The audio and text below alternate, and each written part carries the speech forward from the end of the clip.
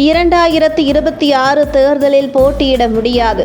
மு.க.ஸ்டாலினுக்கு எதிரான வழக்கு உச்சநீதிமன்றம் சொல்லப் போகும் தீர்ப்பு. தமிழக முதல்வர் மு.க.ஸ்டாலின் கடந்த 2006 முதல் 2011 வரை நடந்த திமுக ஆட்சியில் துணை முதல்வராக இருந்தார். அப்போது அவர் 1000 விளக்கு தொகுதியில் சட்டமன்ற உறுப்பினராக இருந்தார்.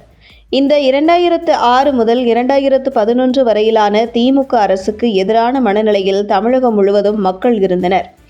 இதனால் தமிழகம் முழுவதுமே திமுகவுக்கு ஒரு பாதகமான சூழல் உருவானது. இப்படி ஒரு சூழலில் துணை முதல்வராக இருந்த மு.க.ஸ்டாலின் 2011 தேர்தலில் கொளத்தூர் தொகுதியில் போட்டியிட்டு வெறும் 2244 வாக்கு வித்தியாசத்தில் மட்டுமே வெற்றி பெற்றார். அவரை எதிர்த்து போட்டியிட்ட அதிமுக வேட்பாளர் சைதை துரைசாமி மிக குறைந்த வாக்கு வித்தியாசத்தில் தோல்வியடைந்தார்.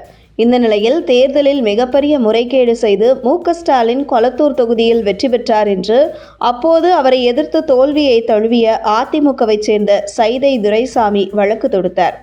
நீண்ட காலமாக இந்த வழக்கு பல கட்டங்களை தாண்டி வந்த நிலையில் தற்போது இந்த வழக்கு உச்சநீதிமன்றம் சென்று தற்பொழுது இறுதி கட்டத்தை எட்டியிருக்கிறது. இந்த நிலையில் இந்த வழக்கு விசாரணை கடந்த முறை வந்தபோது முதல்வர் மு.க.ஸ்டாலின் தரப்பில் சுமார் 16 மூத்த வழக்கறிஞர்கள் ஆஜரானார்கள்.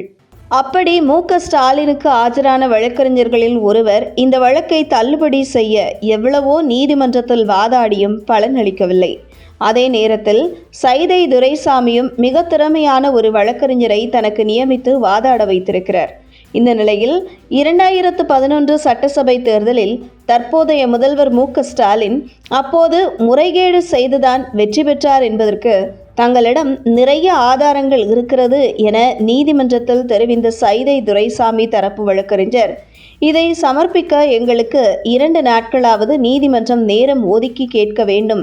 அப்போதுதான் எங்களால் இந்த ஆதாரத்தை முழுமையாக விளக்கி நீதிமன்றத்தில் நிரூபிக்க முடியும் என்று சைதை துரைசாமி தரப்பு வழக்கறிஞர் நீதிமன்றத்தில் நீதிபதி முன்பு கோரிக்கையாக வைத்தார்.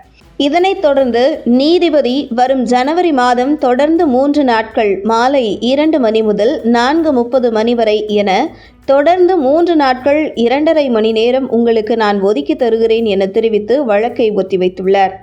இந்த நிலையில் கொளத்தூர் தொகுதியில் முதல்வர் மு.க.ஸ்டாலின் 2011 வெற்றி பெற்றதில் மிகப்பெரிய முறைகேடு நடந்துள்ளது என சைதை துரைசாமி தொடுத்துள்ள வழக்கு தற்பொழுது இறுதி கட்டத்தை எட்டியிருக்கிறது.